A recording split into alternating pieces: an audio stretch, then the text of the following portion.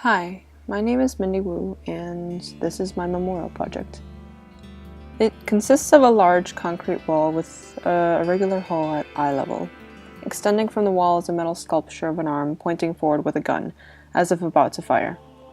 8 feet from the wall, facing the gun, will be another metal sculpture of a standing person of average height. The sex, race, ethnicity, etc. will be indistinguishable in order to imply that it could be anyone. On the face, however, will be a mirror roughly larger than the head, also facing the gun. When I came up with this memorial, I was thinking specifically about the Ferguson incident and how there was so much controversy revolving around who was in the right. Was Daniel Wilson justified in shooting Michael Brown, or was Michael Brown innocent? Regardless of what people's opinions are, I wanted to bring that incident down to the most basic form, you might call it. Basically, you have a victim, someone who is going to be shot, and a perpetrator. And that doesn't just apply to the Ferguson case. This can apply to any situation where someone is about to kill someone else, in the case of my memorial, with a gun.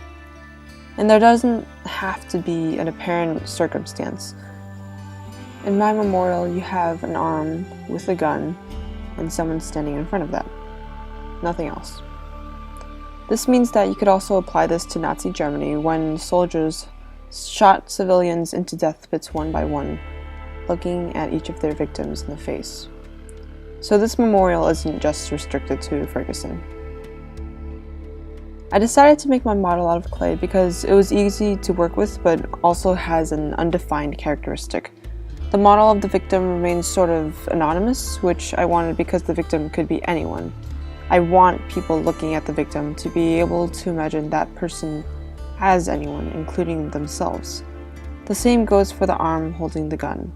That arm could very well be imagined as yours or mine or anyone's, really. I would like this memorial to go in Boston Common such that the wall is parallel with one of the paths and a standing person is in the middle of the path. Behind the wall, the ground should be not grass but paved cobblestones. The idea is that anyone will be able to walk around the memorial and see it from many views. They can stand behind the wall and look through the hole down the gun's barrel at the person. They can stand in front of the person and look at the gun, and they can look into the mirror and see themselves with the gun in the background. This memorial can be perceived as violent, especially since I would like this to go into a public place where there might be children and families.